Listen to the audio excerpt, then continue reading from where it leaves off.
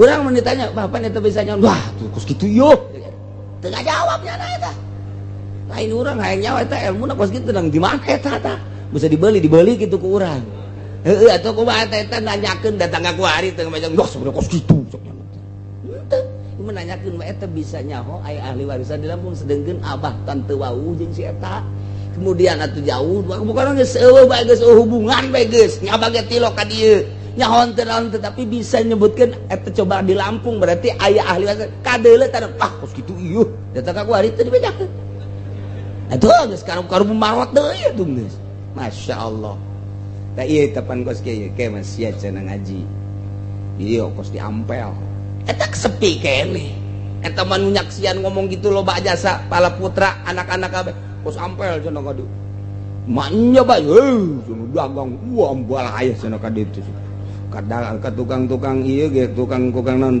naon garang-garang cabe bawang aya manya tuk urang ye coba ge jadi usira teh ulah kadanan sia mere mah ngajeun cenah milu dahar bae di dinya eta geus ngomong bae tah sataun memeh maot teh geus ngomong ramai cenah bokalna bener bae kuari ulah tukang bawang tekan tah rahasia aya mere mah tilok nya ge sing ada eta mah lain kos kitu tuh sing ada teman can dibere ilmu teh mah kos kitu mah malah ngaleleban tah mah jadi na pakur sing lurus ka Gusti Allah ka maha kawasaan Allah maha uninga Allah terus kebal engke urang teh isin geus dibere isin tu mancep engke ge dibere pirasat heula ya jelema lempang gitu oh pirasat anu tilok nyalahan ya jelema anu pirasat anu aya pirasat anu dibere pirasat beta ku Gusti Allah masyaallah datang ka nundeuk maot henteu nyaho kana goib kan kakarak dibere pirasat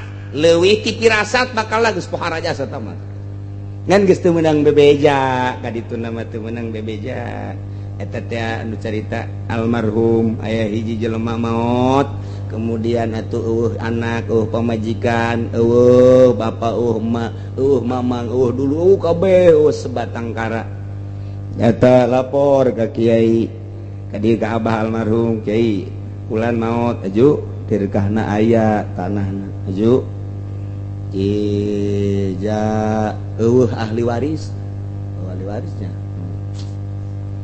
aju kudu kumahakeun cenah teh ini coba ka Lampung emang enak coba bae coba ka Lampung padahal teu wauh teu naon kata almarhum teh nyebutin coba ka Lampung lah Lampung mana tah Lampung nu belah dieu lah ulah jauh-jauh coba belah dieu datang bae ka ditu jaritakeun si anu coba kumaha teh busugan aya coba urang Tangerang mana nu aya di Lampung mijakeun ditu karumpul oh nu nyaho terus lidik sih gorenganan bener aya ahli warisna teh eta padahal mah teu nyaho si eta hirup di mana si eta di mana kok bisa kos kitu tah urang mun ditanya bapak eta bisa nyawa wah tuh kos kitu yo teu ngajawabnya na eta lain urang hayang nyawa eta ilmuna kos kitu nang di mana eta tah bisa dibeli kitu ku urang heueuh atuh kumaha eta nanyakeun datang ka kuari teu ngomong wah sebenarnya kos kitu sok nya teu menanyakeun mah eta bisa nyaho aya ahli warisan di Lampung sedengkeun abah tante wau jeung si eta kemudian atuh jauh bukan geus eueuh bae geus hubungan bae geus nya bage tilok ka dieu nyahon teu tetapi bisa nyebutkeun eta coba di Lampung berarti aya ahli warisan kadeuleu tah ah kos kitu ieu datang ka kuari teu dibejakeun atuh geus karup-karup marot deui atuh geus masyaallah da ieu tepan kos kieu ke Mas sia cenah ngaji ieu kos di Ampel eta sepi kene eta mah nu nyaksian ngomong gitu loba jasa pala putra anak-anak kabeh kos Ampel cenah kadu manya bae cenah dagang wah ambal aya cenah ka ditu kadang ka tukang-tukang ieu ge tukang naon garang-garang cabe bawang aya manya tuk urang ye coba ge jadi usira teh ulah kadanan sia mere mah ngajeun cenah milu dahar bae di dinya eta geus ngomong bae tah sataun memeh maot teh geus ngomong ramai cenah bokalna bener bae kuari ulah tukang bawang tekan tah rahasia aya mere mah tilok nya ge bacana kiai hayang dibere teh mah keur dongeng bae lah atuh jang naon tah rahasia sih Masya Allah bebejan teu naon teh celu celewe di dinya geus masalah geus masing-masing bae nyana-nyana urang-urang atuh ngan sing tartib bae hiji ulah aya sampah-sampah lantaran di lain tempat dagang geus niatanana ka dieu ngaji beheulanan kadua kakarak neangan Maisa geus ulah ngotoran di dieu engke lamun ngotoran di dieu engke kukula bisa-bisa meunang teu meunang dagang ulah dagang geus pokona mah dagang di mana bae tapi aing tetep minta untung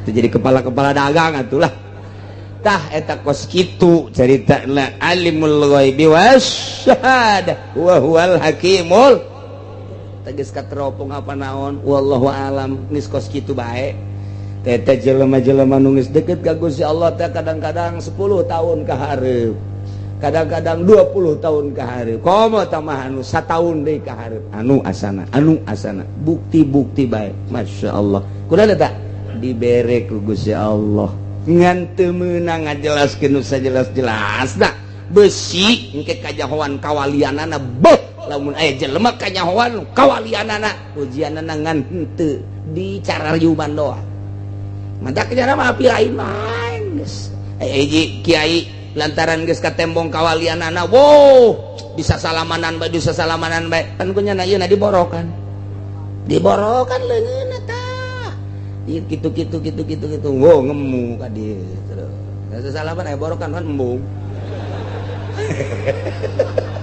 punyana di kieu ge embung ya borok ai urang mah sia kai balikeun atuh aing kieu teh ku sia ieu aing kiai tolol sia kai ai urang mah hayang disasalaman ai lu asli bawa lihat embung itu diborokan gitu teh geus ya asal anu sasalaman los tah sia ai da henteu ngan ieu na doang sakitu tah ja embung anu asli mah teu hayang disasalaman teh emang kumaha kitu teu hayang isin ka Gusti Allah isin encan meujeunna asana disasalamanan encan meujeunna asana di kitu-kitu teh boga isin makin ka ditu makin isin makin ka ditu makin makana akhirna mah kos kitu nyanana tadi borokan teh di anu supaya arembungeun aya urang mah lain malah ngahaja engke sasalamannya kayaknya aju cium tangannya sehingga ada sia ulah aya kaliwat barokah aya wali nyebut barokah ka sorangan gantung habak ya kos kitu ieu teh kos kitu ya alimul ghaibi wasyahadah wa huwal hakimul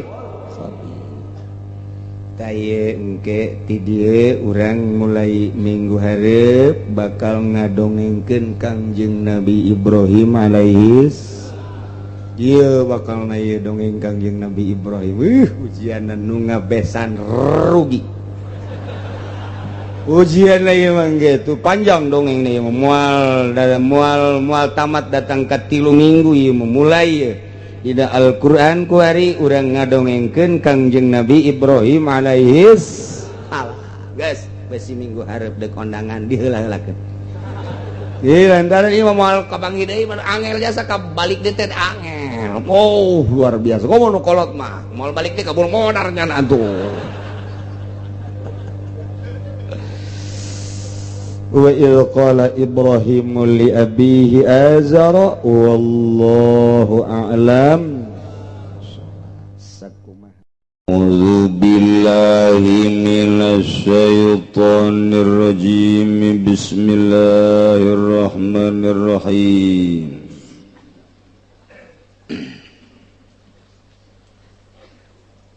wa 'alaiha irda waladiha laba lan iku wajib ngatose utawi nyosoni ing anake allaba ing puhan wiwitan mabadahu gari-garing dalam sahusana yarda ilam yujad ilahi alamun waratin nemu angin sopaya wa ajnabiyatun atawa wadon kang bangsalian wajaba yardahu maka wajib apa nyosoni ing walad wa in wujidat lan lamun tinemu ya karone lan ajnabiyah lam tujbaril maka ora den paksa sapa mboke in ragibat wa yaman kuatu abi maka lamun demen ya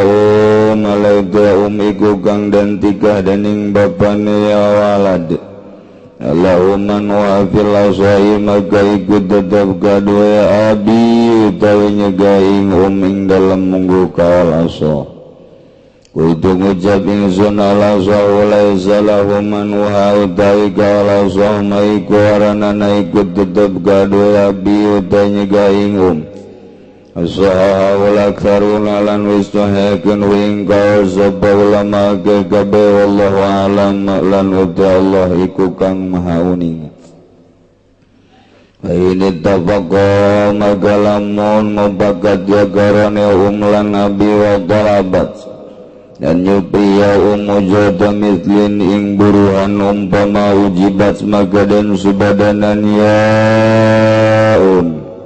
Al-Fawqaha tawaing dalam satu kuring ujrat mislin fala ujibat wa kadha intabarat ajnabiyatun radiyat bi'aqalla fil azhar wa kadha lan halaika yaikilahum lamun gawe karena Allah sabawadon kang bangsalian atawa idaya ajnabiyah kalawan uburuhan kang leuwih titik kang leuwih kedik fil azhari dalam mungguh kaul azhar ila azhari dalam mungguh kaul azhar.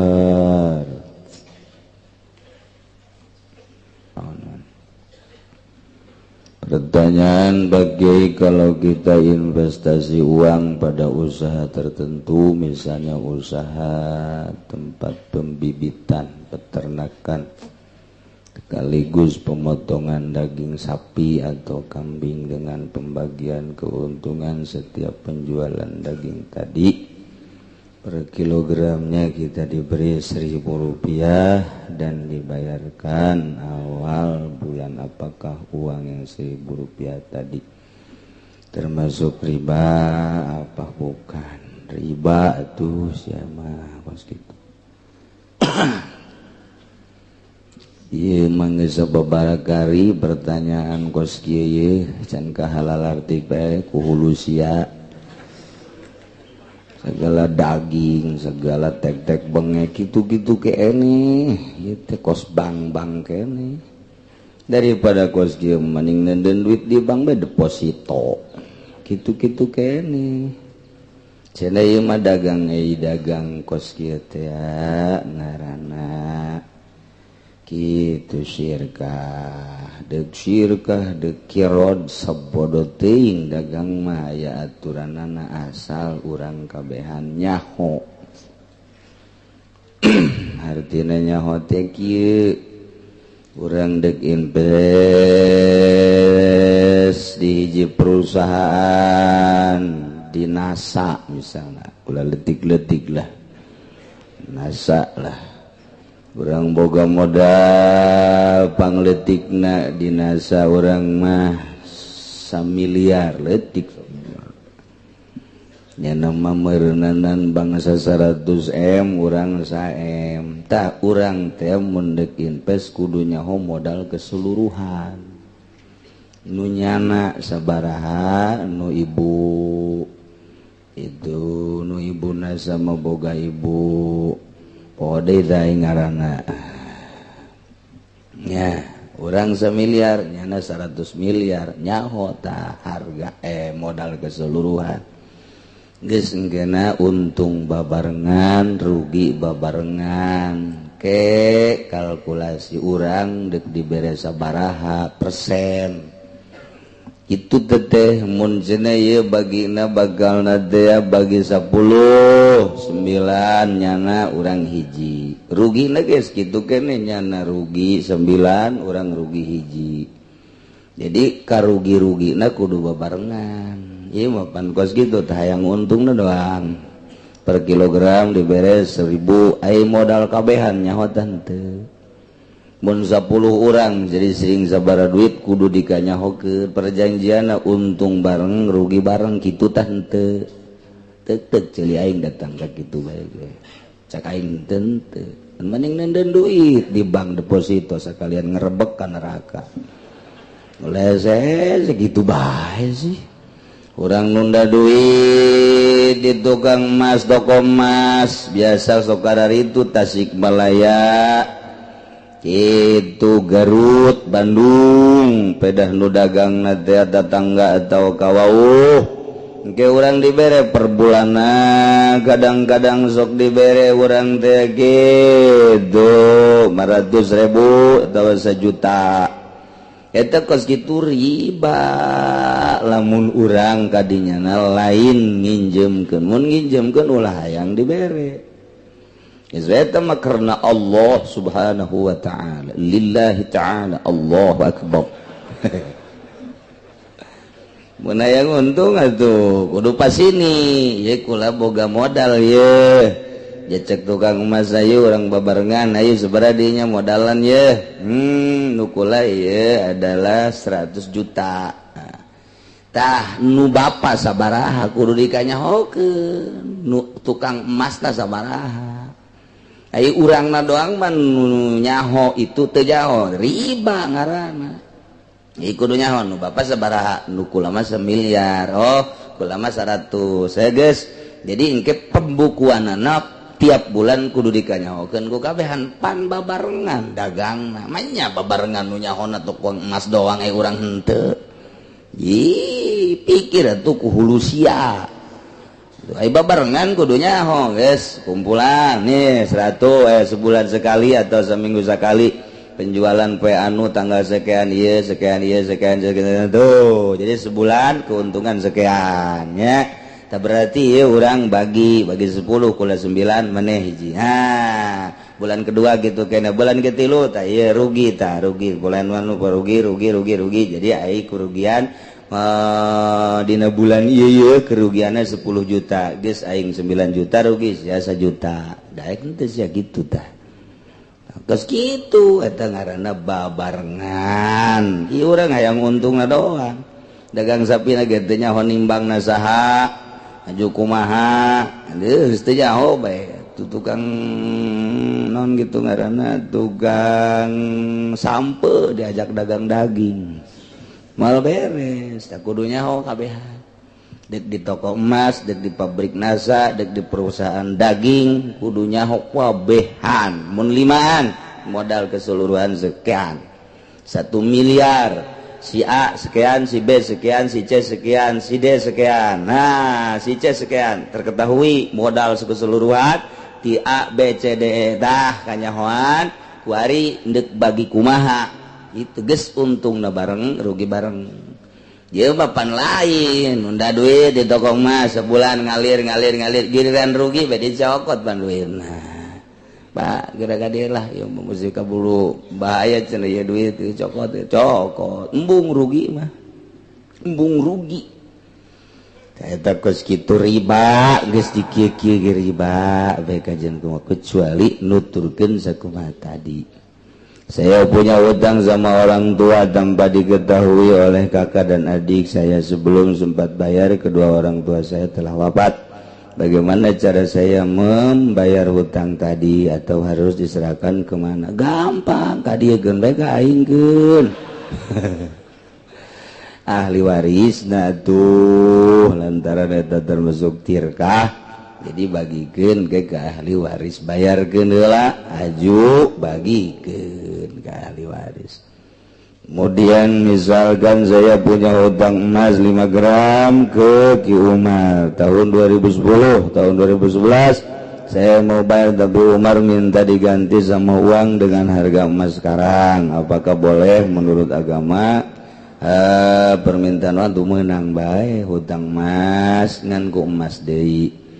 Muntah tadina 10 gram bayar 10 gram deui tahun kamari hutang 10 gram kuari ge 10 gram kabeneran hayang ku duit bae tinggal diduitkeun bae sabaraha duit ya kos kitu mah teh mah geus babarina deui geus beres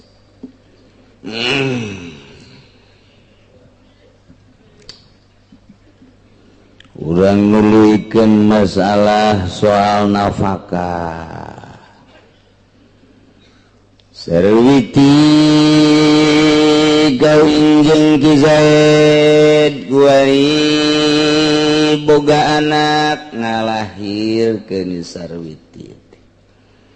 Eta anakna begitu datang ke alam dunia, Sarwiti sebagai ibuna wajib nyusuan anakna. Sakali deui. Walaiha wajib kanyi Sarwiti irdo waladiha nyusuan anakna Allah ba'akana susu pertama. Lantaran susu nu pertama etalah anu bakal ngajadikeun kekuatan kasih bayi. Maka wajib nyi Sarwiti nyusuan anakna kanu pertama wajib tah.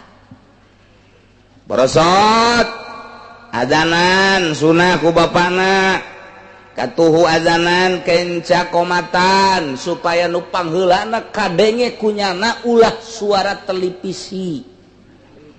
Ulah suara HP, jauhkeun HP. Beusi keur borosot nang ninung nang ninung nang ninung. Kadenge oh iya berarti. Ulah jauhkeun tina suara-suara kitu azan. Allahu Akbar ngadengikeun orok teh oh sakieu ge urang di azanan nonton TV bae. Komo menteri azanan meureun baheula. Oh, masyaallah, masyaallah. Tah beres andian atau geus pandian azanan si orok dibersihan langsung susuan ku cai susu nu pertama laba ngaranna etalah anu bakal ngajadikeun kekuatan kanu jadi anak. Kadbantak susu nu pertama eta mah sing hade tah indungna teh hartina sing hade teh barang daharna sebab eta nu ngamimitian bakal jadi cikal bakal di dirina sing ade barang daharna ulah menang maling ulah menang korupsi ulah menang nyatut sing ade kadaharana ulah nu haram di daharna tah eta nu susu nu pertama eta nu bakal ngajadikeun pondasi budak mantak wajib tah nu pertama eta mah susuan budak teh eta. Ngade kuari manggeus teh darek nusuan si indung teh sesuai langsung gak embung cenah langsung susu sapi sesuai make susu sapi mentek kagedena ge atuh geus bae nya teh aja ngarasa sapi anak sapi kaditu teh geus kulantaran ngarasa anak sapi atuh neuleuh bikang teh kadituna atuh ongkos sapi bae kumaha neuleuh bikang main ceklak bae. Eta gara-gara teh disusuan ku indungna akibatna nyana neuleuh mangsana teh sakumaha sapi bae. Geus eueuh kaisin tadina teh disusuan ku indungna. Wayahna sakali deui ka indung ieu mah. Ka salaki mah teu kudu nyusuan teu kudu nyusu malah mayung kudu. Ka indungna wajib nyusuan anakna begitu borosot lahir wajib dah si indung nyusuan anakna. Saenggeusna nu pertama eta mah teh kadituna mah bebas. Cuma badahu sabada nyusuan anakna nu pertama ilam yujad ilahia au ajabiyatun wajaba irdauhu.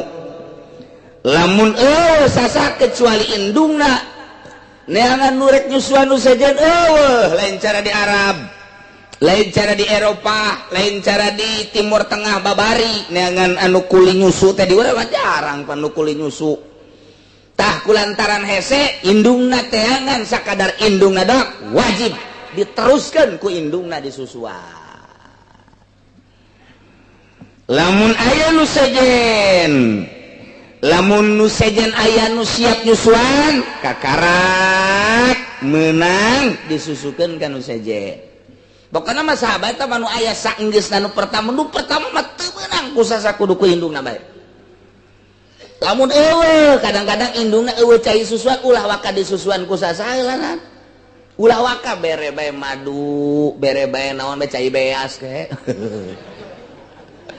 mal kebel di asana wadang ieu budak eta ku indung bereula nungguan indungna supaya aya cai susuan ya resep cek Imam Ghazali daharlah ngadaharlah bangsa sayur mayur nu loba bangsa senggang kangkung jeung sajabana tangke subur cai susuna susukeun ka anakna nu pertama mah tungguan ulah disusuan ku sasaha geus beres susu nu pertama tak kakarak mun sasaha ku indungna deui mun aya nu sejen indungna ngameunangkeun mangga bapana ngameunangkeun mangga disusuan kudu sejen ieu ka urusan nyusuan mah geus rapih agama deuk kumaha deui deuk kumaha deui Masya Allah ini jadi masalah teh kuari mah ieu ngalahirkeun ieu nu jadi masalah teh asana bidan cukup jang ka neraka kos kitu bae teh tepuguh tekaru di USG padahal normal lantaran lamun normal mah cukup ku 1 juta 2 juta tapi lamun di sesar mah 8 sampai 10 juta sedangkan rumah sakit yang ngejar target eta tah nah maka disalahgunakeun USG tinggal USG urang mah urang bodoh urang lembur teh nyaho malang teh nyaho nyungsang teh nyaho ari-ari naik ka luhur geus teh nyaho we disingseun waduh ini kalau seminggu lagi tidak lurus nah ini harus disesar geus ceurik bae utang hitung bae aset nu aya naon ieu sepeda kempes warung bangkrut asana ya kontrakan can di aduh bingung bae ngabingungkeun jelema cukup bidan teh dokter teh tah jang ka neraka mah nyingsieunan jelema bae cukup gara modar ge gara iya tuh emang kumaha gitu kubu batur ge keur bingung mudah-mudahan salamet masmat kadituna maca surat Maryam kadituna maca surat Yusuf kadituna maca surat wasiqal ladzina ittaqau ila jannati zumar hatta idza ja'uha wa futiyat abwabuha eta ditiupkeun ku bapakna kana leungeun diusapkeun kana beuteung beuteung diusap sing ada beuteung nang geus salah aing ngomong sakali deui beuteung na beusi kieu ge dibaca diusap ka handap pan cek pamajikan handap caki uci ge aing ban nu jadi tatagaunan Masya Allah Masya Allah eta abe babari kadituna maca wasiqal surat Zumar terakhir surat Zumar kadituna haza hatta idza ja'u wa futihat abwabu hatta aya wa futihat abwabu hatta faul wa futihat abwabu wa qala lahum khazanatu assalamun alaikum tibtum fadkhuluha khalidin tiupkan ka dia fut terus usapkeun ka pamajikan urang ti luhur ka handap ngusapna abe babari maksudna abe babari kaluarna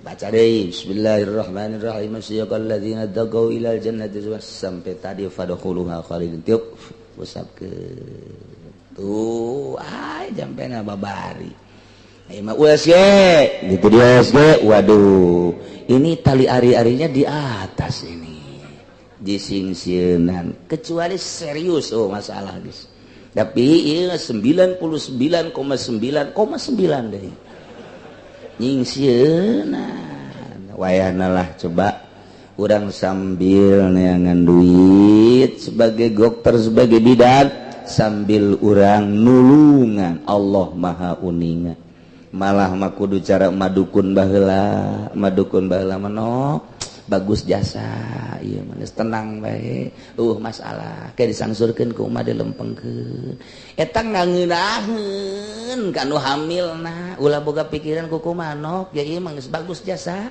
tinggal nungguan waktuna doang tuh geus nikmatkeun jasa ngeunaheun tah jeung madukun mah baheula teh kos kitu barang loba bidan USG waduh ini mah udah kalau enggak besok ini bahaya udah saya sarah aja disingsieunan geus sababaraha macemnya sieun nya teu boga duit kapan geus macem-macem jasa ta eta teh nyingsieunan kitu teh doraka kitu masyaallah na di akhir zaman mah beuki canggih beuki sararieun baheula mah madukun diusapan digedog diluruskeun oh masalah nok di meja bagus padahal mah aya masalah tetep di bejana oh masalah kayak ku emak dibantuan mana salah kina di tengah heujeun pamajikan anu ngalahir salah kina anu ngaheujeun ngabantuan ceknya nama naon baruna kos gitu jadi tenang emak dukun baheula dukun paraji nenangkeun entek tara renang bae masalah gua Imam Sesar mikiran anak kedua aduh anak pertama ge disesar rempan jeung anak kedua ieu kumaha tuh loba ku ari anu kabingungan masyaallah mudah-mudahan dokter-dokter jeung para bidan-bidan dibere hatena terbuka ku Gusti Allah sehingga bisa nganasehatan ka pasena bisa nenangkeun ka pasena bisa digawena sesuai jeung aturanana sehingga menang ridho Allah Subhanahu wa taala. Ngeunah biasa muncak bidan teh oh ja bagus. Oh nanaon geus iraha meuleus gara datang bae geus kadecan meuleus mah teu kudu. Kitu pangeunahkeun tah ke bae. Cuma lain ini harus segera. Wah, ini bahaya cek teh. Datang maka rumah sakit teh ieu teh itu diimpus henteu nungguan deui. Ini baru pembukaan satu tapi ini udah pembukaan satu udah tidur aja ada di situ. 5 poe pan HS teh lain saya aku nunggu dibayar. Ceknya nama naon mun heuh di mushola mah bebas. Mana eta mah? Masyaallah karim. Aduh. Teh lahirna supaya rarapih ka para bidan maksudna kabehan supaya menang ridho Allah Subhanahu wa ta'ala nulungan teh nulungan jasa bu ganjaran gede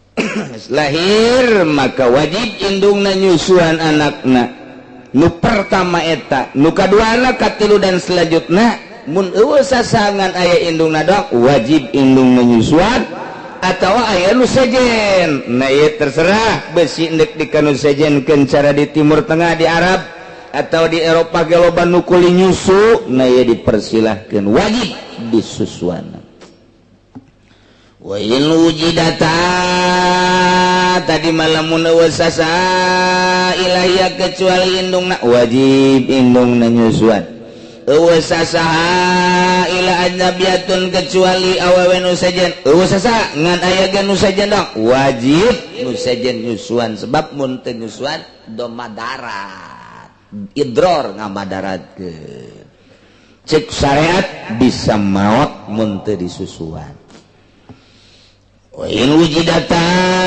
lamunnya indungna aya nu sejen ge aya nu siap nyusuan lam tujbaril teu meunang dipaksa indungna kudu nyusuan nu penting mah budak aya anu mangnyusuankeun teu mesti indungna bae kabeneran indungna dilarang mah ku salakina aya tapi nu nyusuan nu sejen neng ja aya ieu tuh nu nyusuan nu sejen neng mah ulah nyusuan pan kunaon kitu ka osok bedek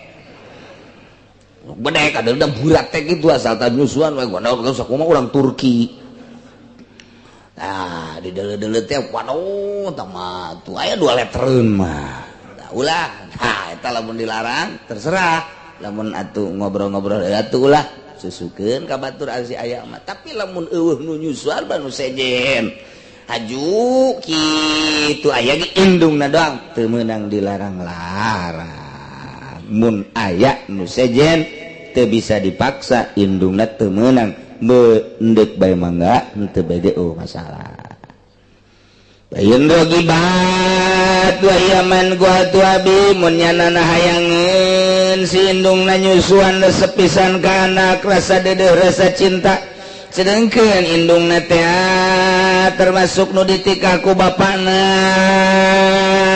eta teh tadi palahuman wa filasoh menangkan nu jadi bapana ngalarang pamajikan asli nah ieu dilarang ulah nyusuan geus bikin bae ka nu sejen teu naon kos kitu aya setuju kabehan tapi cekaul aso laisa lahu man uha teu meunang ka nu jadi salakina aya ka bapana eta budak ngalarang indung budak tina nyusuhan wa sahahul aktsarun disahihkeun kaul ieu khusus seueurna ulama wallahu a'lam.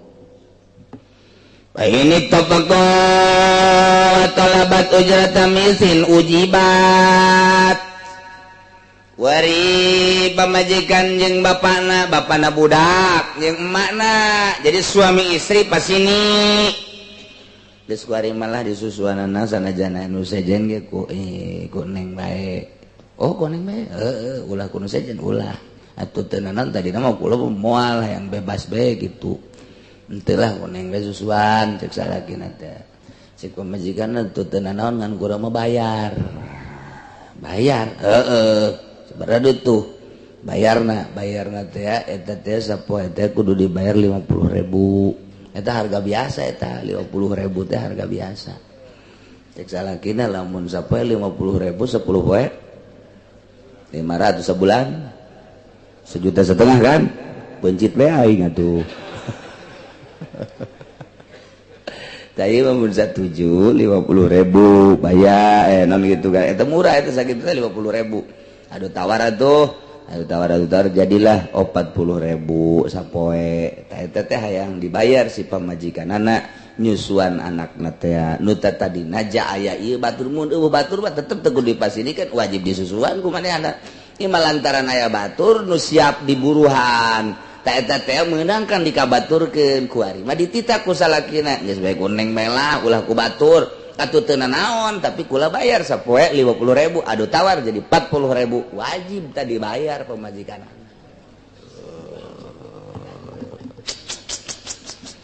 gitu ya sehingga deh kebaliknya aja yang minta bayaran deh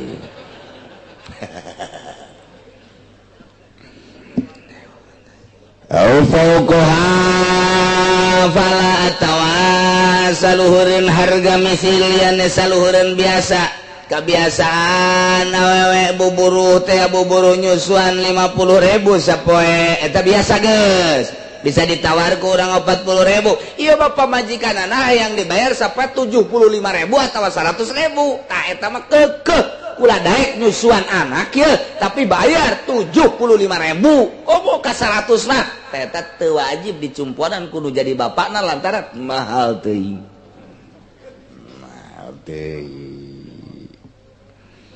wa kadza intabarat ajnabiyatun radiyat bi agol fil azhar kitu kene seperti indungna intabarat lamun gawe karena Allah deungeun awewe tatanggana awewe kawauhna atawa deungeun nya siap menyusuankeun karena Allah ka eta teh dipersilakeun sakumaha kos indungna bae auradiat biaqala tawarido ku harga nu leuwih saeutik tibatan harga umpama harga misilna 50.000 tapi nya nama ridoeun tapi nya nama siapeun ku harga leuwih saeutik batan 50.000 cukup bae cekna 20.000 mangga teh teuing tina ujroh misil nu tadina 50.000 ieu mah geus 20.000 bae mangga wajib lain mangga wajib diijabah kuno jadi salaki naku bapak eta budak gitulah urusan nyusuan ya mantak kurang ke pamajikan kudu bager lantaran pamajikan geus mangnyusuankeun anak urang pamajikan atuh ka urang ka salakina kudu bager lantaran nyana diurus kuno jadi salakina geus silih balalager mantak naon jeung moal kebeli di alam dunia mah geus lamun salaki bager ka pamajikan pamajikan bager ka salaki begitu maot ka salalorga kabehan pan indah jasa masyaallah coba mun salakina galak jasa jeung pamajikan nama sabar pamajikan anak ka sorga salakina ditinggalkeun ka puntennya kula mah ka sorga ti heula ji panatu sia meninggalkeun aing atuh bongan kakak baheula sok nampilingan kula ditumpakan ongko ditampiling ongko ban kula ayo mah kula mah jadi ditaka ditu ku malaikat ka sorga ji atuh kakak ditinggalkeun atuh kumaha kakak bae teh mah dadah cak pamajikanana bo budak didadahan ka sorga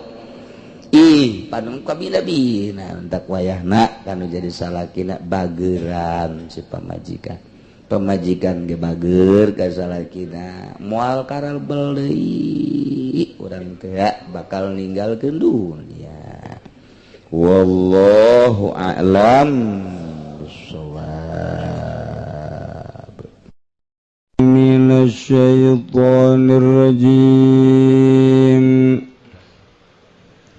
bismillahirrahmanirrahim at-tahlilul labziyu tawi iki ku urayan kang bangsa lafaz laisa fi maduna makna duna agolla awagin jamu giyatin layalan ladayu giyam ma'rufatun ku gangden kinawaruhi wa kudirat hunalan den kira-kira ken yaugia Huna ing dalam kene banggonan biar ba'ina dirhaman kalawan 40 dirham minal warik bifatil wawi macane kalawan fatawa wa kasrail fa'al fiddah lalan kasakeun rone warik al fiddati yakni perak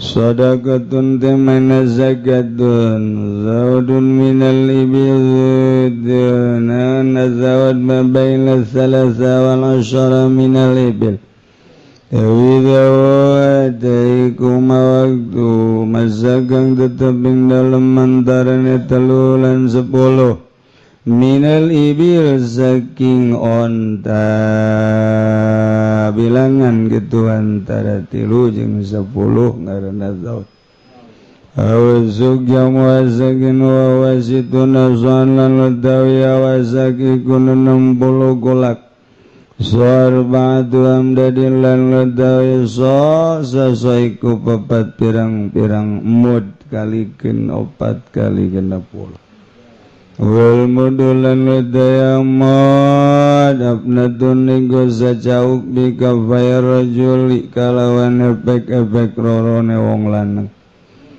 al mutadili kang sedang ulah jangkung gede teuing ulah leutik teuing sedang alladzi laysa bi'azimil kafain wala saghirihim Amwarana ya ladzi kutetep kalawan agung efek-efek rorolan lora kang cilike kafai sedang mengenahin sedang janggung teuing ulah pendek teuing ulah sedang gede teuing ulah leutik teuing ulah sedang ngaranna kitu kene geulis teuing ulah jore teuing ulah sedang ngaranna urang boga pamajikan geulis teuing urang moal bisa ka mamana rempan lain wae neuk ka mamana rempan pamajikan bese nu ngaganggu ku sebab geulis jore teuing urangna los wat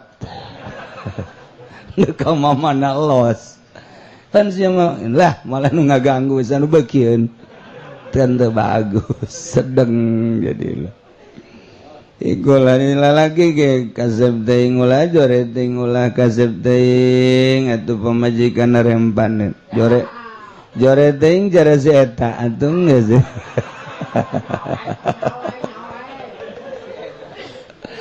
diloswatkeun ku nya geus anu beukieun ka salaki aing cek adalah ikulade siji wujub zakat dari kang awalik wajib zakat fil fiddating dalam salak bahimatil an'am lan jakaya bahimatil an'am pirang ingon-ingon bayani nisab kulli sun bil min zalik al martalakeun nisab saban-saban pantagang tetep saking mangkono fiddah bahimah 2 wujub zakat utawi kang kaping done iku wajib zakat bil khamsati awsukin dalam 5 pirang-pirang wasak bila tamari saking korma wala bilan wijil fama fauq kabarang kang teteping dalam sadu kuring khamsah wa bihadza qalal jumhur lan kayawani kilaiki wujub zakat ngujab Tilham zada awasuk ngucap sapa ulama jumhur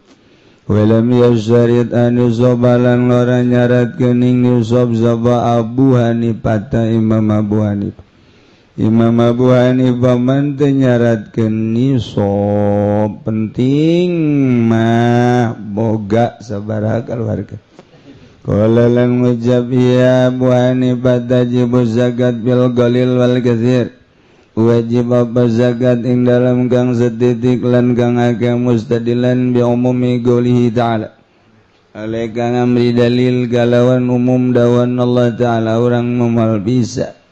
Abi mama bani bamaku umumna ya jawa nunakhis wa atu haqqahu yauma hasadih lan wa ikan sirakabe haqqahu ing ake wa yauma hasading dalam dina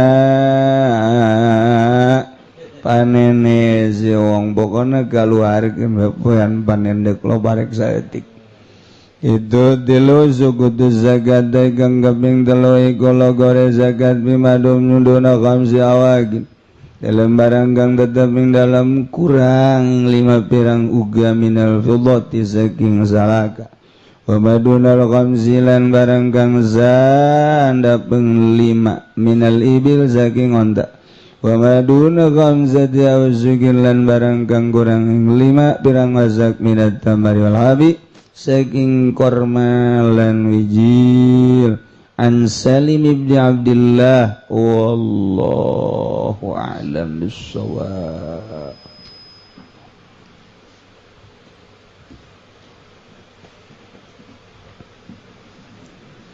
Bismillahirrahmanirrahim. Wa famal makhfud maka napun utawi kang den jeerkeun bil harfi kalawan haraf fahuwa iku maka utawi makhfud bil harfi ma yukhfadu iku barang kang den jeerkeun yamma bimin kalawan min wa ila lan ila wa an lan wa ala lan ala wa filan fi wa rubalan ruba wal bailan bawal kafilan kaf wal lamilan lam wa hurufil qasami lan pirang huruf qasam wa hiya lan wadaya hurufil qasam al waw iku wal baulan bawa taulan ta wabiwawi rubalan kalawan waw rubawa bimudlan kalawan mud wabimundulan kalawan mundu.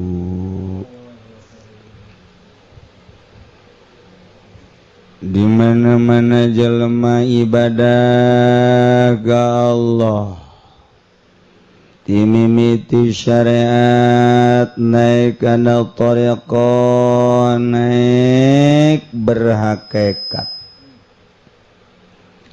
ketikanya nanggeus aya dina hakikat nyana jadi raja raja nu asli lain belusukan lain gubernur Ahok lain bupati, lain camat, lain lurah, lain arat. Tapi orenganan asli naraja mah wali. Sebab nungaran raja mah jelema nu merdeka. Nu merdeka mah wali. Moal bisa merdeka lamun telatihan heula. Negara urang negara Indonesia 350 tahun dijajah. Hayang keluar tina belenggu penjajahan. Musyawarah seluruh rakyat Indonesia dengan dipelopori ku sababaraha pelopor. Aya Bung Karno didinya, aya Bung Hatta didinya, perjuangan aya Imam Bonjol, aya Raden Supratman, aya Ibu Kartini, jeung nu lain-lain. Karena kesemangatan bangsa bergerak menuju satu kemerdekaan. Misi jeung visi dihijikeun tanpa pamrih. Alhamdulillah Indonesia pada tanggal 17 Agustus 45 menaikkan bendera sangsaka merah putih, menyatakan negara Indonesia merdeka, ditebus dengan berjuta-juta mayat, berjuta-juta ruh anu ngagulimpang bapa anu ngagulimpang bapa kolot anu ngagulimpang pemajikan anak tetangga jeung sajabana hanya untuk kemerdekaan. Dia sila kemerdekaan dengan tebusan seperti eta anu boga sejarah baheula bapa kolotna tertembak kena murtil, anu pamajikanana we ceelian, anu deres we ceelian manu kabom menghandapkeun bujal tapi hirup kan teu bisa dipake. Nah iya anu dipencitan anu susuna digodot eta tebusan sebuah kemerdekaan. Nu kuari diaresian kunyana teu pernah membaca sejarah menang capek luar biasa nyana merubah kedaulatan anu tadina kedaulatan rakyat kuari kedaulatan sieta, kedaulatan sieta, kedaulatan sieta. Nah iyalah eta mah negara teu masa bodoh, ieu mah urang manyaritakeun kemerdekaan diri. Mimiti orang teu merdeka ku dunia, diutaratur ku dunia harus berangkat pagi pulang sore. Hanya sebuah dunia, naik turun jabatan, kemudian boga anak buah lah orang kayak gitu, hanya sebuah dunia. Ternyata orang dibudakeun duku dunia. Sedangkan Kangjeng Nabi manaropa dunia tarokah jelema anu nyaho kana dunia pasti ninggalkeun. Sebab dunia eta kasiba lir teu beda jeung sato galak. Sahasi jelema nu neuleuh maung kemudian teu lumpat, sahasi jelema nu neuleuh gajah teu lumpat, sahasi jelema nu teu singa teu lumpat. Kunaon atuh ari neuleuh maung jeung singa lumpat beusi diterkam, tetapi lamun neuleuh dunia urang bobogohan jeung dunia. Padahal maung jeung singa mah merusak hanya jasa di dunia doang, tetapi dunia mah ngarusakna ieu menuju ke arah batin anu bakal nyilakakeun di akhirat, asup ka neraka jahanam abadal abidin. Antak jeung Kangjeng Nabi manaropa dunia tarokah, jelema anu wau kana dunia geus nyawa kana dunia pasti lumpat tina dunia. Urang mah ngudag dunia, berarti orang mah beloonna ge beloonna deui. Jadi ti beloon teh 2 kilo geuning ka ditu. Jauh kan. Sebab urang anu dunia diteangan. Nah ieu keur carita urang mah ieu teu wau berarti kana dunia lantaran urang ngudag-ngudag dunia. Minimal dunia nu aya urang gunakeun bake ibadah ka Gusti Allah.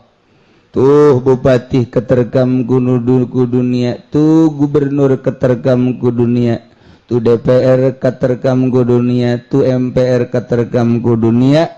Tuh berbagai manusia-manusia nu jadi big boss dan lain sebagainya eta teh keur katerkam ku dunia. Di mana dunia yang dituturkan cek nyana puncak yuk, cek nyana Bali yuk, cek nyana ke luar negeri yuk, beli eta masuk hotel yuk, urang meuli yuk, jajan yuk. Dunia katerkam nyana ku dunia. Eta nama katerkam ku dunia sebab dunia aya urang mangudak dunia na eueuh. Adana eueuh jadi teu katerkam. Nah ieu lamun kiai ngudak-ngudak dunia milu jeung partai Golkar aju aya nyana hidup-hidupan eta kiai keur katerkam ku Golkar. Yai melu hidup-hidupan di PT ieu teger katergam ku pedayanya sebuah dunia ninggalkeun ibadah ka Gusti Allah teu karasa beuki ipis iman beuki ipis iman beuki ipis iman dilengitkeun kalazatan ibadah ka Gusti Allah nyana terlena babarengan jeung lurah camat bupati jeung bangsa aktor-aktor gitu politikus katerkam nyana nu kamari mah asaraya di masjid kuari nyana di pendopo kamari mah azar magahan budak ngaji kuari nyana teh keur ngarumus-rumuskeun lain-lain sebagai eta nya ngaranna katerkam. Nah satungtung kitu bae hirup datang ka pae rugi merdekakeun atuh waduh cara ngamerdekakeun kudu aya nu nungtun mursyid ngaranna kuari nyana aya nu nungtun mulai hirup ngamerdekakeun diri tina dunia anggeus beres alhamdulillah kuari kudu dimerdekakeun ti makhluk sebab makhluk memual keluar ti dua hiji ngalem nomor kadua nyacat ketiga orang robah di alam jeung dicawat berarti orang can merdeka merdekakeun diri orang tina makhluk ayalah nu nungtun alhamdulillah kemudian nafsu anu ngabelenggu urang loba kahayang hayang ieu hayang itu mun urang teu diwara nafsu teu diri Allahan urang moal merdeka ku urang kuari diri Allahan hayang ieu di perangan ku urang hayang itu di perangan ku urang kayangna ngan sakadar difokuskeun kana parentah Allah merdekalah urang kuari tina setan setan dia musuh orang inna syaitana lakum aduwwum bin maka orang nganyahokeun la setan nukos kumaha eta setan supaya orang jelas ngamusuhanana barang dideuleu-deuleu orang setan mah bukna panjang mentak lamun bukna panjang berarti eta setan nomor kaduana anu gendut eta nu gendut setan biasana garendut setan mah geus nu gendut berarti setan geus kitu bae eta mah anu kitu naon cincinna loba eta setan aduh ih cenah jalain setan lain mah jelema okos setan wow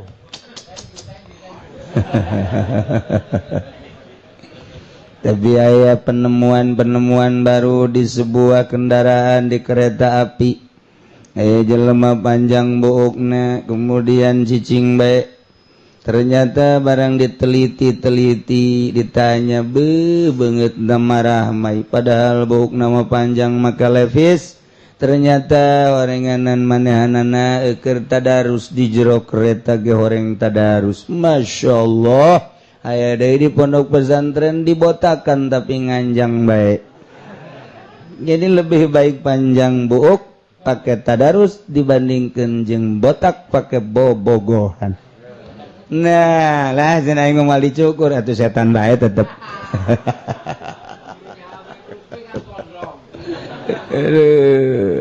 yembung di setan-setan nyana ngomong bae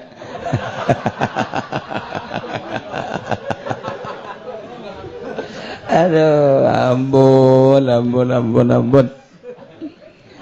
itulah ibadah ka Gusti Allah horenganan terjal loba tanjakan-tanjakan disebut aqabah tanjakan pertama dunia tanjakan kedua makhluk tanjakan katelu nafsu tanjakan kaopat setan ketika orang bisa melalui tanjakan-tanjakan tersebut maka wusul ilallah urang geus datang ka hakikat lamun urang geus datang ka hakikat mah aya kanikmatan sebab urang teu terbelenggu ku syariat urang mah kuari lamun salat eta terbelenggu ku syariat ketika orang salat nangtung kemudian difokuskeun make niat usolli fardhu zuhri 4 rakaat mustaqbilal Ka'bah Mamuman Allahu Akbar orang mah terbelenggu ku syariat tapi jelema geus datang ka hakikat moal kitu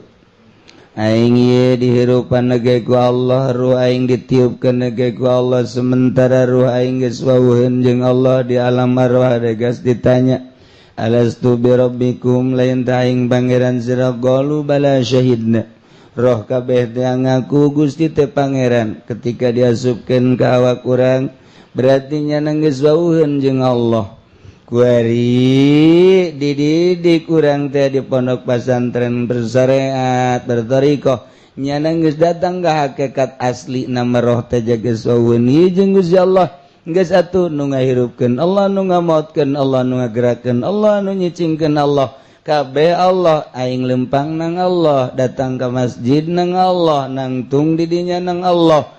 Waktu jam sakitu pas berarti sholat zohor, berarti atuh geus we teh kudu sholat Allahu Akbar hakikat diusoli-usoli ge eta teh maksudna mandek sholat zohor.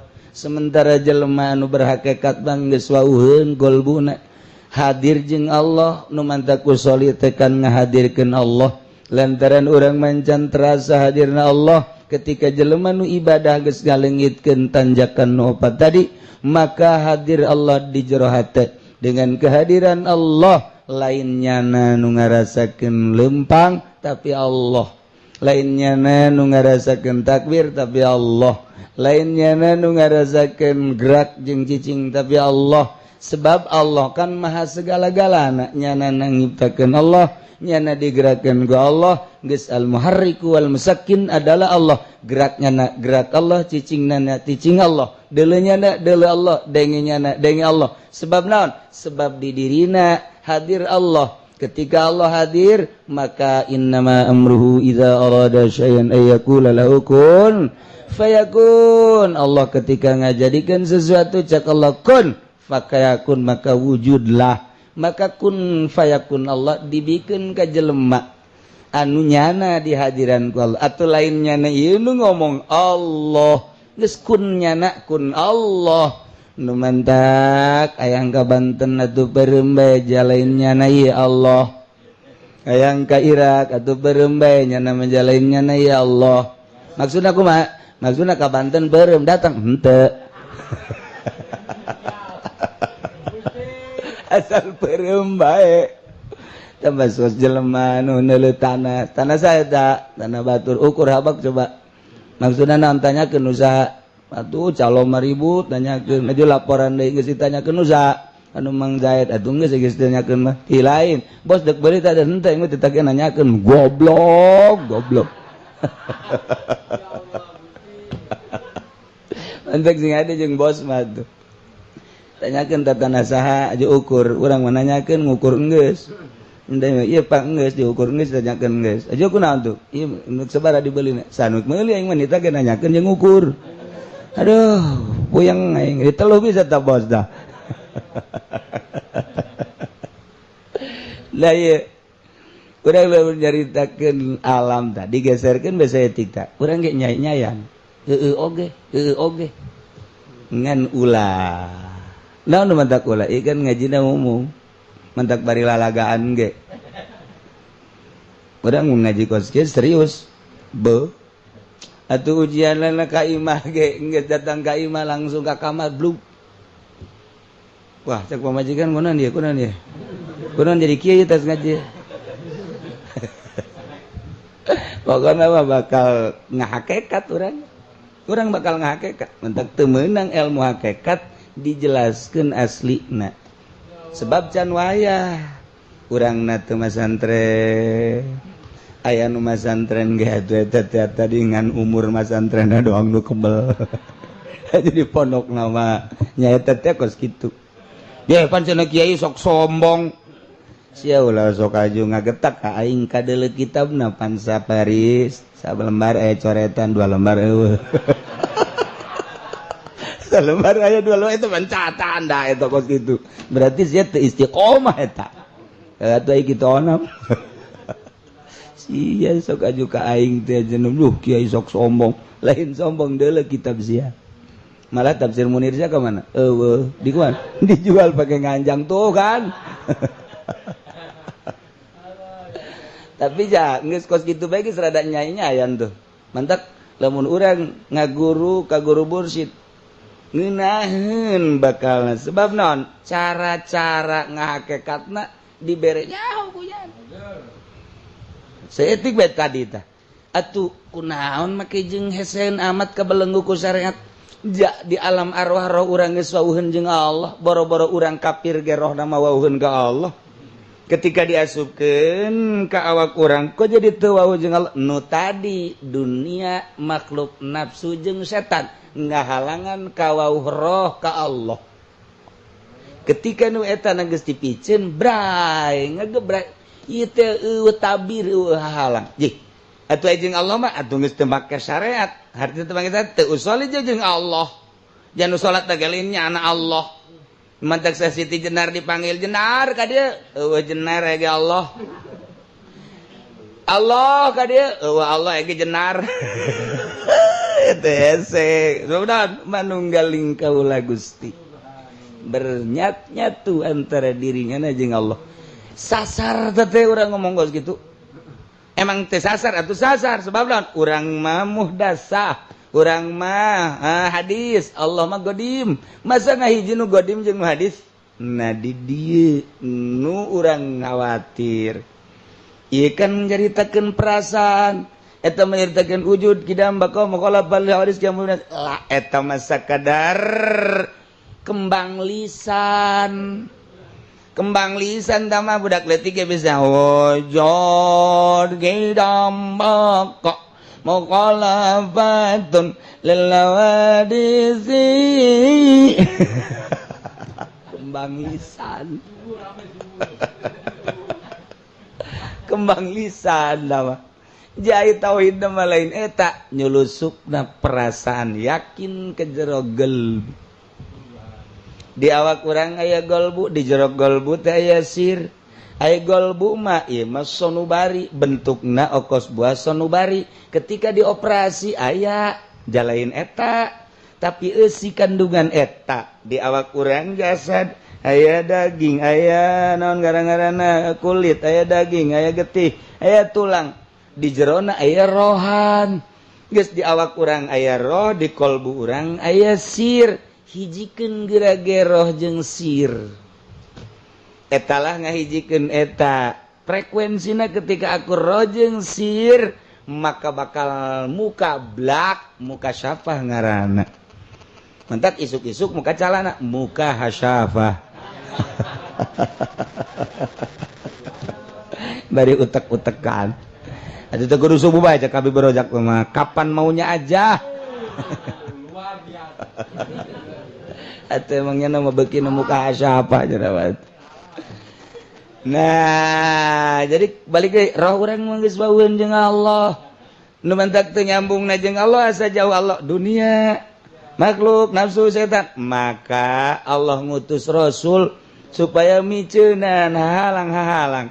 Rasul manggeus maksum langsungnya nama jeung Allah baena naon maka lantaran Rasul uswatun hasanah Allah ngadamel peniru Rasul ialah wali mahfuz lamun wali lamun Rasul maksum lamun wali mahfuz ketika urang bisa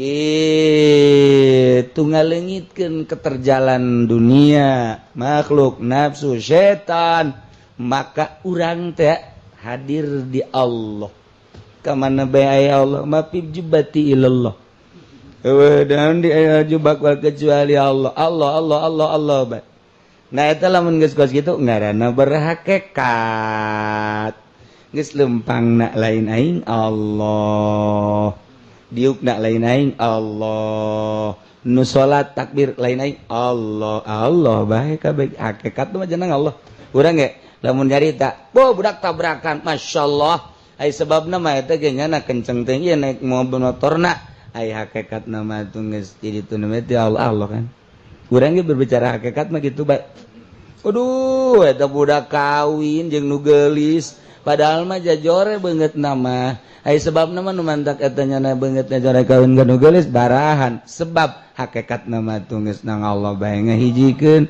ai ku Allah dibere bogoheun mah sanajan geulis ka beungeut perang atuh bogoh bae padahal mah beungeut perang Tenang Allah ku Allah kuari kamari ieu urang resep kada cincin jante brek dibere resep ku Gusti Allah hese dengalengitkeunana aya satu rahasia naon rahasiana hanya warasikhuna jelema anu nancep hatena anu dibere nyaho ku Gusti Allah ieu rahasiana rahasiana kamari teresep kana cincin kuari bau resep jasa malah lain sakadar resep ajunyana nampung cincin sanggeusna nampung waduh dijualan kunyana dicek kunyana make nit waduh anu make HP trek anu diadukeun ngagenyai macem-macem teu tenang za jadi resep guari tenang Allah isuk pageto dipicen deui ka resep hanya Allah segala-galana eta kan hakikat nama nang Allah. Nah urang guari bicara hakikat berarti lantaran jadi wali. Geus lamun urang guari bicara hakikat tinggalkeun syariat namantak eueuh heula jelema nu geus datang ka hakikat mah. Ketika dina jual beli barang najis teh haram dijual contoh di pabrik peternakan ayam di peternakan aya tai kotok didinya dibutuhkeun ku para petani ketika para petani datang ke pabrik dek meuli tai kotok transaksi lasa karung aja pendek sakarung sabaraha sekarang tuh nyawan nya nama jasok meuli pan dasarnya na jurigna 4.000 sakarung dijual belikeun jadilah meuli teh kotok sakarung 4.000 dibawa ka sawah haju dipake nyerubuk eta teh kapan barang najis teh dijual belikeun anak maka ketika dipake surubuk teu mangfaat bagus mah bagus ternyata hapa bagus mah bagus barang geus reuneu kaluar datang lagi itu bangkong bagus mah bagus barang keluar parena datanglah keong dan lain sebagainya angin teh banjir teh sebab naon urang nu nyieun ulah helah atuh cek dina patul nyieun ulah kitu atuh kumaha ai nu mantek diela supaya sacek syariat kumaha carana kieu atuh lantaran barang najis teu bisa dijual belikan petani ngomong ke orang peternakan aing butuh ieu butuh naon butuh tai kotok ngan pantai kotok mah teu meunang dijual belikan sebab najis haram teu sah deui kieu bae atuh aing butuh tai kotok nya haju aing bere atuh ku sia teu naon cek anu di pabrik peternakan teh talos jang sia tai kotok sia butuh tai kotok na sabaraha aing butuh 100 karung atuh teu naon nu penting mah ta nu muatanana sakarung bere 4.000 kartid teh los tajang sia-sia butuh 100 karung butuh ngan pan aing boga karyawan ta nu ngasup-ngasupkeunana geus bae tuh nyana upahan sakarung 4.000 naon bedana sebenarnya mah jeung tadi ayo tadi mah jual beli terima meuli terima ngajual ayeuna mah lain tah aing mere tai kotok ngan eta karyawan aing bere upah ngarunganana sakarung 4.000 tapi nu pertama mah haram nu kadua mah teu helah ngaranna nu leuwih hebat deui mah kieu Pak ye ieu naon ye ieu di karungan ieu teh kotok waduh aing butuh karung aing mah teh aing meuli karung ieu sabaraha teh karung ieu karung ji teh mah teh kotokan geus sabodot teh mah teh kotok ieu pokona mah aing mah butuh karung teh sabaraha teh karungna 4.000 cek cenah ieu salembar heuh geus atuh tah bos aing mah ngajual karung teh kotokna mah los jang sia leuwih mantap kan cak aja bener oge ieu je tuh jadi dikutak-katik mah ngeunaheun bae nu urang lamun nyaho kana syariat mah meunang eta kos kitu mang meuli karung ya kula tadi meuli tah mah mangan mutan najis kan mutan najis itu bisa dikumbat tah mah karung meunang kula meuli karung 100 karung sakarungna 4.000 eta teh kotokna los can sia teh bogana padahal mah kaler kidul ngulon wetan ge emang teh kotok batai kotok bae aduh cak ahli hakikat lah baraloon kabeh ge anu pertama jual beli bloon lantaran barang najis nu kadua ge dihelah atuh jangan nyahoon Allah masih kajen ngomong ka kalar ge kieu ge sia butuh teh kotok bloon Jadajan siang ngomong karung sama duit tak karung 4.000. Geus aing meuli karung lah. Cak Allah aing nyaho sia butuh tai kotok. Cak ahli hakikat mah. Geus teu beres. Tuh kan. Kurang lamun ngaji Fathul Muin mah bisa diulah heula. Ketika urang nyaritakeun hakikat haram bae. Geus ahli hakikat mah kan ahli waro haram bungin nya nama kos kitu. Ieu mah halal. Nah, los ya kakarak datang ka Fathul Muin ngajina. Aing mah geus datang ka Arash. Boh, luhur amat. Sia-sia aing. Pokona mah aing mah teu da. Tuh. Kuari malam aya jelema nyaritakeun caksa cenah eta duit ti pamarentah teh haram. Blon eta mah kiaina anu ngaharam-haram duit pamarentah haram. Bolon. Kuari malamun kieu mah urang disumbang ti Australia eta duit teh haram lantaran ti kafir. Asupkeun heula mah ke proposal ke pemerintah, di pemerintah makan duit teh halal. Geus duit duit haram dihijikeun jeung duit pemerintah anu halal. Sarua jeung anu mustamal dihijikeun anu mutlak kabawa mutlak cek nyana teh jadi halal. Bisa teu bisa bae. Sok jeung dalilna Aisyah beuki mah. Wari ayeuna mah terus bae urang deuk naon di mana haramna cenah duit pamarentah teh ja urang teh kapan ieu ayeuna ngagungkeun ngaluhurkeun berjuang sedengkeun berjuang teh tanpa duit mah kumaha atuh teu jalan sebab aya perongkosan. Nah, ieu mah ulang mah carita syariat bae urang berjuang di negara dibere ku negara. Ieu teh kapan upah ti negara saha nu ngaharamkeun ja halal baik-baik halal. Proposal ke pemerintah halal. Baik syariat mah masalah ketika dibalikeun ka ahli hakikat eta mah cai kieu sakali cai kieu bae sebab eta pemerintah meunangna teh agapan tina pajak ai pajak mah eta mah ijma ulama seluruh ulama sahabat kabeh ngaharamkeun deuk diulah deuk dihela ka mana bae ge eta mah urusanna pikir halal cak pikir cak syariat haram bae sakali ente ngadahar duit pemerintah tek ceuli datang ka bisa khusus salat. Buktikeun guari mui mana anu khusyuk depag mana anu khusyuk bupati mana anu khusyuk salatna. Oh cenah ulah nu kos kitu atuh kiai mana anu sok pendopo aja khusyuk tanyakeun gaji pendi puguh barang balik di pendopo ge nya ngageremetna sial teh bupati cenah nek bere 3 juta ing 300 teu nganggap ka aing bolon jasa nanyakeun gaji pudoli mah nya nama bener 3 juta. Kunaon dibeda-beda tolol tah. Awas ya ku aing diprotes ka jeung kumaha ge. Teu nyana teu nyadar bahwa nya nama lain kiai.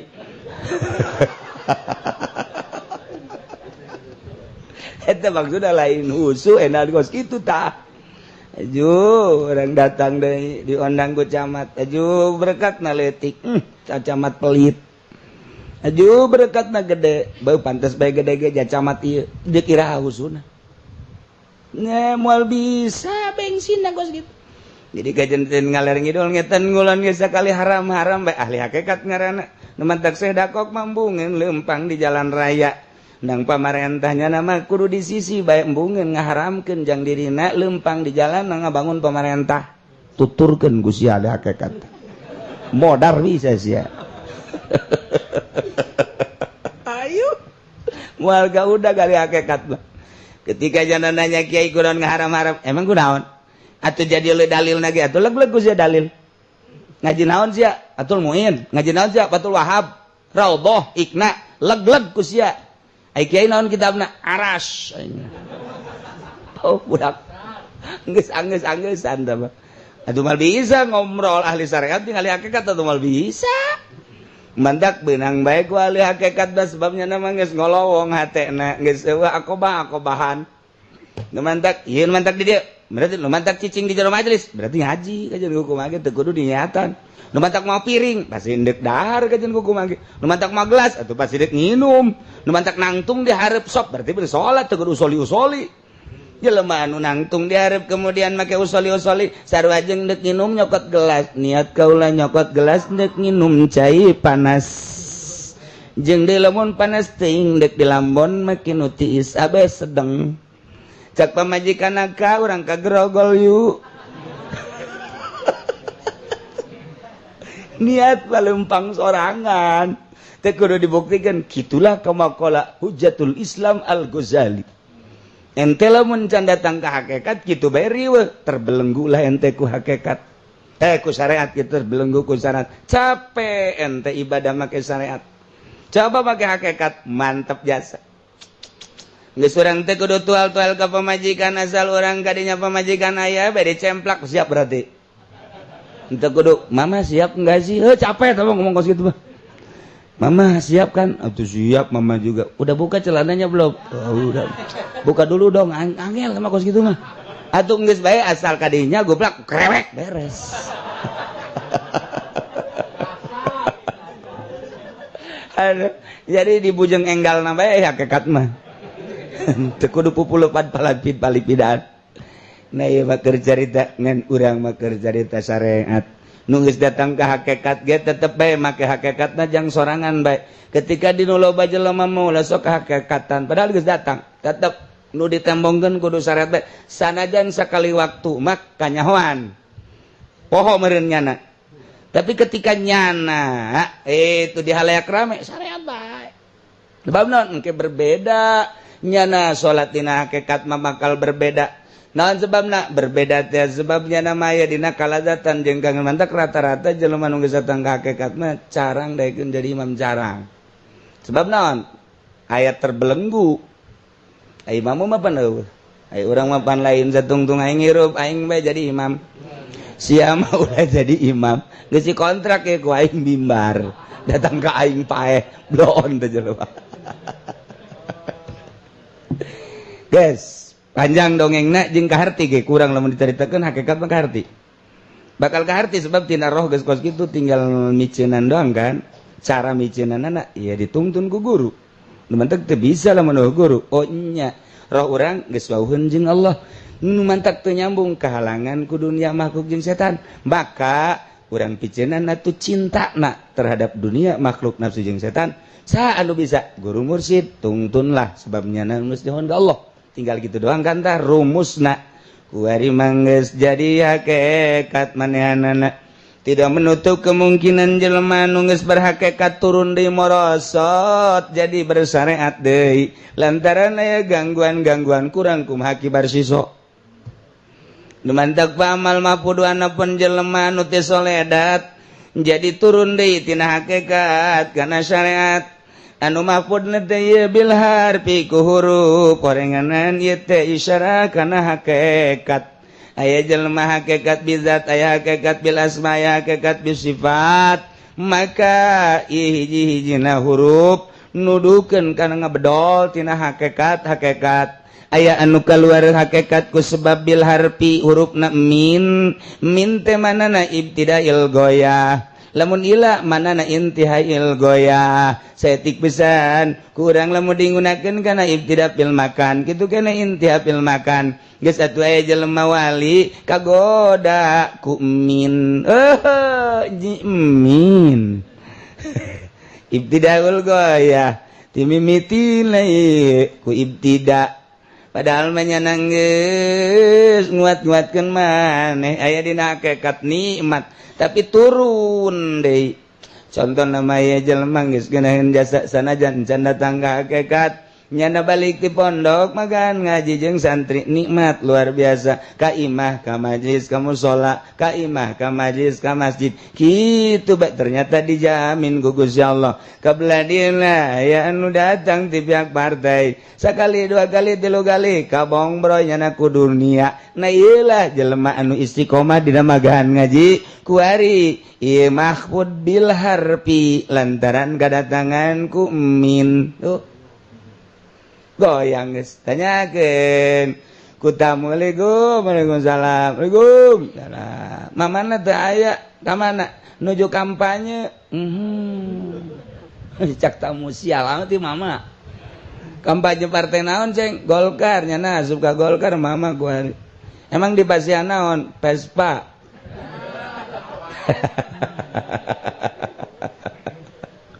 Wartos nama cenah hayang Avanza. Ngan duka kumaha engke maksudna transaksina maksudna hayang ngali cenah eta ge atos ti Vespa mah kana mio atos ti mio hayang ngapansa nembe ka peser sedan butut teu lempang sedan bututna hayang ngapansa entos apansa hayang kawin deui waduh dimrotin jamilatin eueuh nu ngaminan Allahumma zawidni imratan jamilatan eueuh nu ngawinan jangnyana doang sorangan nah ieu kaganggu mantak mah mayufadu bimin wa ila nah ieu lah min isyarah kana ngaganggu jeung ngahandapkeun kana kahakikatan nu mantak lamun teu diperangan sampai paeh cek Kangjeng Nabi urang mulai ku hadibil jihadil akbar setelah jihadil asgor perang di medan laga masa kedeung mungkin sapoe mungkin 3 poe seminggu setahun tapi merangan nafsu mah ila khurujir ruh ngagilak setik turun ya Allah namentak makin gadituna makin bunggaul jeung jelema makin gadituna makin nyorangan tapi jelema makin memburu aya naon sih nyanana embungeun tapi diburu ku jelema aya rahasian di jerona nyanana hayang jeung Allah bae iyalah mayufadu bimin wa ila wa an wallahu alam bissawab.